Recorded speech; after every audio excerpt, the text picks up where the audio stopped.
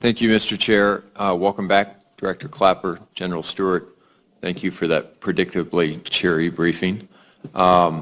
Director Clapper, I've always believed that the ground war against ISIS must be won by our Arab partners rather than by American ground forces. And so it was therefore pretty encouraging to finally hear Saudi Arabia and the UAE over the weekend voice some openness to putting ground forces in Syria. What's the intelligence community's assessment of the capability of Saudi and UAE ground forces, and how realistic do you think this proposal is? In other words, do you assess that they actually have the political will to potentially do that? Well, let me start with the UAE, which is a very, very capable military, although small. The performance of their counter-terrorist forces in Yemen have been quite impressive. I think certainly appreciate and value the Saudi willingness to engage on the ground.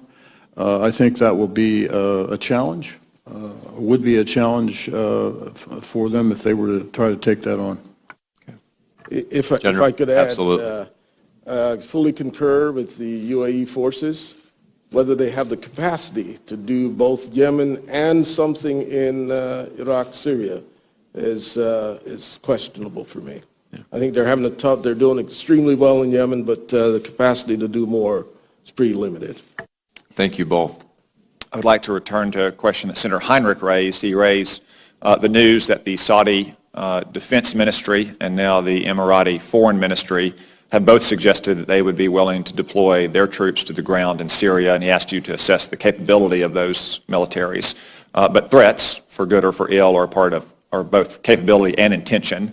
In both of the statements from Saudi Arabia and the UAE, they both insisted that they would need to see U.S. leadership in that effort. Director Clapper, do you have any idea what kind of leadership they're talking about, what more they would expect to see from the United States that they apparently are not seeing at the moment? Well, I don't know what, I took it to mean specifically with respect to if they deployed a significant military force into Syria. And I took it to mean the command and control capability that, the U.S. is pretty good at. That's what I took it to mean. General Stewart. I think the Arab countries led by Saudi Arabia and the Emiratis would like to see more ground forces to match their commitment. Having said that, I do not assess that the Saudi ground forces would have either the capacity to take this fight on. As I've said earlier, the Emiratis, very capable, acquitted themselves well in Yemen, lack the capacity to take on additional fight elsewhere.